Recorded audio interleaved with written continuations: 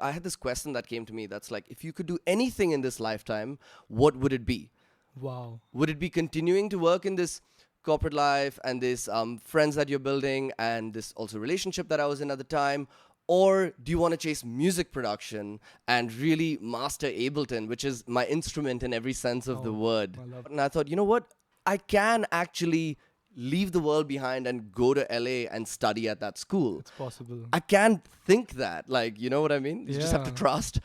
What is up, good people? Welcome to the Sinusoidal Music channel. It's your boy, Prince Charizard, and I'm joined by a really, really cool musician today. We have Diveakssh Schae, who's joining us, and we're going to talk to him about a really, really interesting piece of music and really cool. I think it's like it's a sonic journey which Divyakshay has created, and I'm gonna let him tell us a lot of details about it in just a second. But Divyakshay, welcome to the channel, man. I'm super happy that we've connected, and super happy that you're here doing this with us. Dude, Anga, thank you so much. And 10 points for getting my name right. My Yeah? parents struggle with it Really? sometimes. So you nailed it, dude. Well done. And I love the name Prince Charizard. I think it's super strong as a Pokemon fan. Oh, cheers, bro. So actually, my first question was going to be related to your name. I wanted to ask you, Divyaksh with two S's and Schae. Tell me a little bit about that. I want to know, tell me about your background a little bit, about, where you come from. And sure. Yeah, Yeah, man. I picked it myself. I was born and I just looked at the doc and I was like, I think we need something a bit complex, something that can be unique for Spotify and for the algos.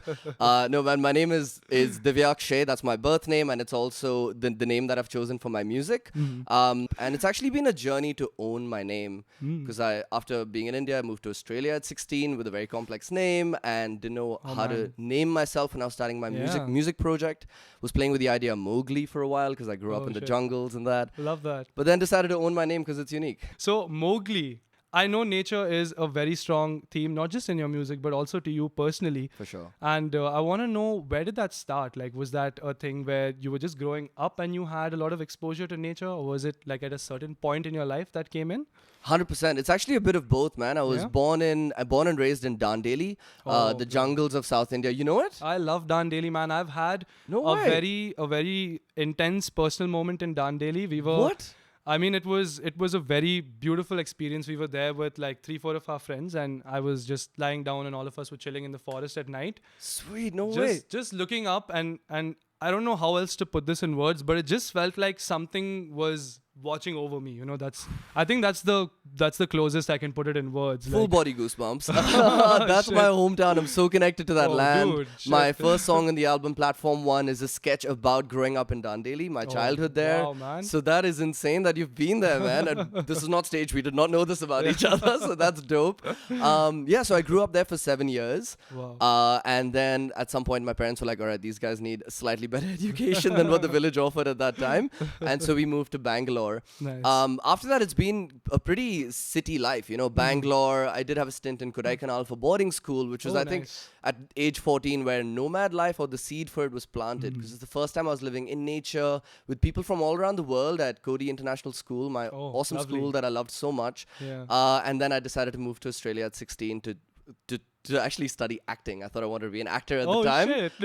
That journey brought me to sound. But anyway, to go back to nature, what happened after life in Brisbane in Australia and then, corporate life, moving to Sydney, is I actually, when I had my moment of clarity, this awakening that went, what are you doing? Yeah. You want to go back to making music and you want to also maybe be reconnected with nature while you do it. This idea of combining the two, music and travel, or making music from beautiful places, really struck me. Wow. And so when I set off into the wild and the journey that I'm sure we'll talk about in a bit, it was really important to be back in nature, and it connected me back to that inner child that I once was. I think it's very wonderful that you've actually crafted this entire journey. Like, you have this entire story which borrows from different places, and the vibes all kind of come together. Why don't you tell us exactly where you were when this moment of clarity dawned upon you, and then you, kind of had this calling to, I'm going to do this. For sure, man.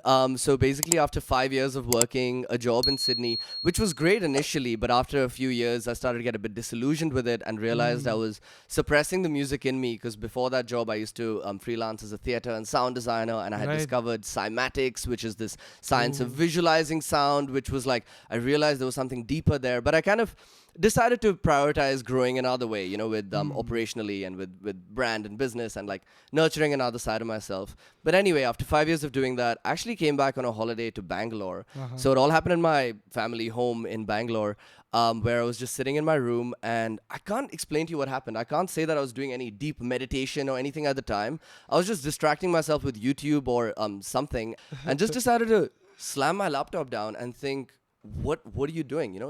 I had this question that came to me that's like, if you could do anything in this lifetime, what would it be? Wow. Would it be continuing to work in this corporate life and this friends that you're building and this also relationship that I was in at the time? Or do you want to chase music production and really master Ableton, which is my instrument in every sense of the word? I love that instrument. Yeah. And so I decided in that moment to just like, to dream big and not have anything cloud my decision. So I Googled for the best music production school in the world. Oh, lovely. Found a school in Los Angeles called Beat Lab Academy with this teacher called Yuda Benatar, who suddenly I felt this connection with. I was like, oh man, this is my guru. He's my Yoda. That's so important. Yeah. Loved his videos, loved how he taught. And I thought, you know what? I can actually leave the world behind and go to LA and study at that school. It's possible. I can't think that, like, you know what I mean? You just have to trust. Yeah. And so what followed from there was a lot of trust and making a lot of hard decisions when I got back to Sydney to chase that vision. Yeah. A lot of problems came up, such as the pandemic, which blocked me from moving to LA and chasing that original plan. But all of these problems actually dissolved into what I call blessings in disguise, which is another track on the album about that exact thing, about how, for example, I discovered van life.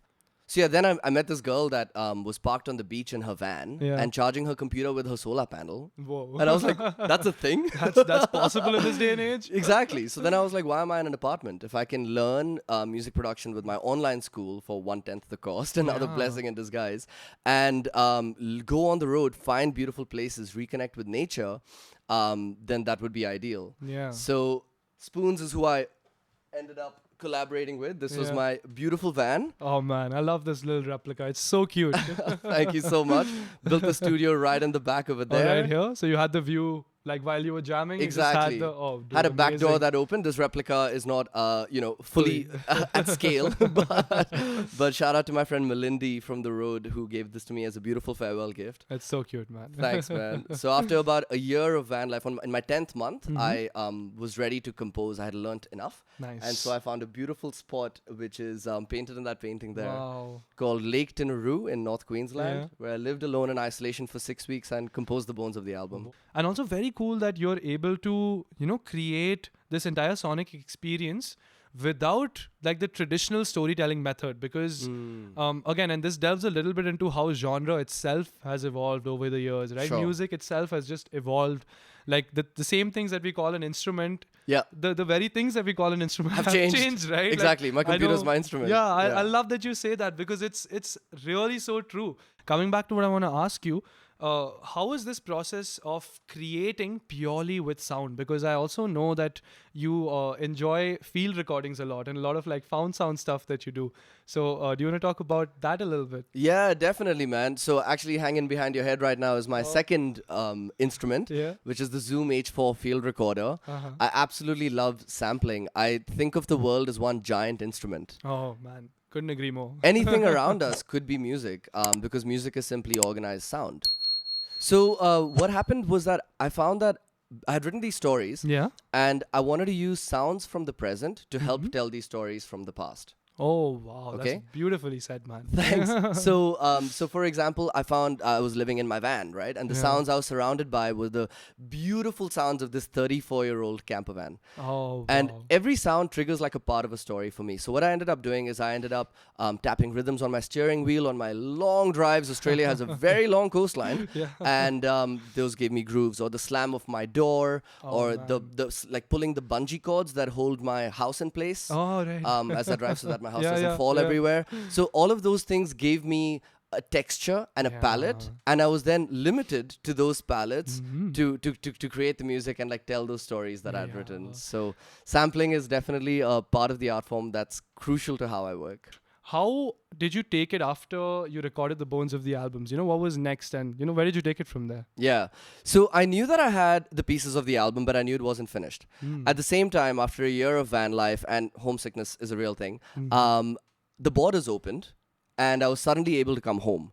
And so what I did is I sold my van and I decided to buy a ticket to India and surprise my parents. Oh, so sweet. Just man. walked in home one day. Yeah. And after a month of family time and care, which was really important after such a year of grit on the road, I decided that I wanted to finish my album while exploring my roots in India. Oh, wow. And especially seeing unfamiliar territory, uncharted territory. Yeah. So I downscaled my music studio into a backpack called Mukti, my new friend. And then Mukti and I set off to landscapes such as Himachal Pradesh, Ladakh, Auroville, and Kodaikanal over another year. Lovely, yeah. And in that year, I polished off the tracks that I had. My computer died, had to get a new computer, that whole pain. If you're a producer, you feel this Yeah. pain. And then I also, the album was done, but then I needed to learn how to mix and master it. So I did another online course, and then I've learned how to mix and master my album, and I finally put it out just this month in April.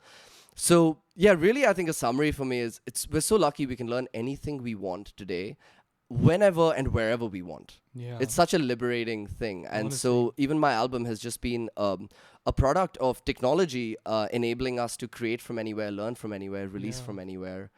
So one more thing we should do. Sure. I want to say it's so cool that you have so much respect for your music. Like in a way, it reminds me of how in Indian tradition we really we revere our instruments to the point where we think this is our worship, because what is a swordsman without his sword, right? Love what it. can you do, right? So I love that you name your van Spoons, and I love that you name your bag very aptly Mukti. Mukti, freedom. Let's head over to Mukti and take a look at what the whole setup was like when you were on this journey. All right, Angad, so this is my bag, Mukti. This is the piece of kit I carried around India to actually finish making the album and what I used to mix and master it. So Mukti actually comes in two pieces. Mukti has a little brother that neatly unzips called Muktolini. And Muktolini is Italian. He's not like his Indian older brother here, but that's just for headphones. I also learned music theory only last year. As I've said, reverse engineering. So these are my scales that I hang up in the homestays that I live in, so that so cool, man. I can, do whatever I can to keep creating. Yeah. This is every book in the world. I love Kindles because I try to carry a book around backpacking. Would not recommend. And then, of course, the main piece of kit, which we can keep out. Whoa. My beautiful MacBook Pro. And then over here, this is my house, man. This is everything I own. Now, because I'm in Bangalore, I have a few more things like these shorts. Otherwise, this is literally everything I need to survive and create. These are my toiletries. Shout out to my boys at Decathlon for for sourcing everything. This is my entire wardrobe. That's all I live in. I'll try to show you all a bit without getting too deep into my chaddis and stuff. But basically, I love like dry fit clothes because they roll up into nothing. And then we'll get to the music studio. This right here is a slightly heavy bag. But this is my portable music studio, which I'll unpack in a second. Yeah. Before that, the hero of the operation is this beautiful girl, which is an Ableton Push 2, who I like to call Pushpa. Oh, I absolutely love that, man. I love that. And this is the music studio. You don't need much today to create professional sounding music, I've learned. This is the case for the Zoom field recorder, which you're currently hearing the audio from, so it works. And these are a bunch of cables, which are not all that interesting. And then these are the few things I need to create. So the world's smallest keyboard, the Nectar SE25. Man. Absolutely love this piece of kit. Needs a bit of a wipe, but hey, things get dirty on the road.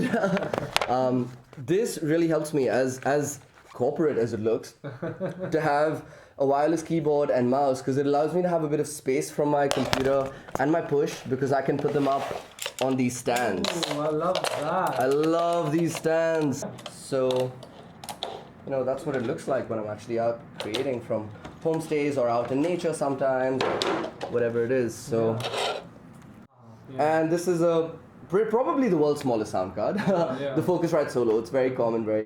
And then to finally add to this, I do have one last piece of the puzzle, which is my roots were in DJing. That's how I kind of got onto this whole thing. My shoes.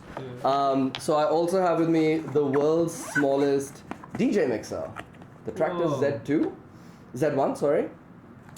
So yeah, cables and that, so I can play from anywhere, and that's my setup. So Divyakssh, what is next for you? Oh man, that's a good question. So I find that a lot of my guidance or what I should do next comes to me in dreams. Oh wow. So even Moments of Clarity, the title of the album and the idea to make it came to me in a bit of a lucid dream. And even things like the tracks on the album and music, actual melodies and things came to me in a dream. So that's been something that started to happen ever since my little first moment of clarity and since I started chasing it. And just recently, while I was finishing the album, final steps, I had a dream that showed me what's next. Whoa. So it showed me, I was in a room in a kind of gallery that was an audio gallery, okay? And I didn't initially realize that I had created it, or maybe I'll be a part of creating it, who knows? But that's what I'm going to chase next. It's a room which aims to change how people listen to sound and therefore interpret the world around them. So there are different rooms in here. Like one room is about cymatics. We spoke about it earlier. It's the science of visualizing sound and shows that how all of nature's blueprints are actually stored in the secrets of vibration. So there'll be rooms like cymatics, a room about field recording, so you realize that everything is music. Music is organized sound. Another room to do with deep listening. And another room to do with audio storytelling, where Moments of Clarity would be featured. So that ties back in. As much as, I think you and I can sit here and keep going for like 100%. hours. We should have a beer after this. 100%. We're going to unwind and we're going to do that. But if you guys want to hear more about anything that we've spoken about, leave a comment down below. You're going to get all of the links to Divyaksh's work, all available in the description below. So, dive into the world of the album, which is Moments of Clarity. Dive into it head first, explore it, and I hope you have a great time listening to this album. Once again, thanks a lot, Divyaksh. Man, thank you so much, Anga. Thank you, Sinusoidal Music. It's been so good to be here.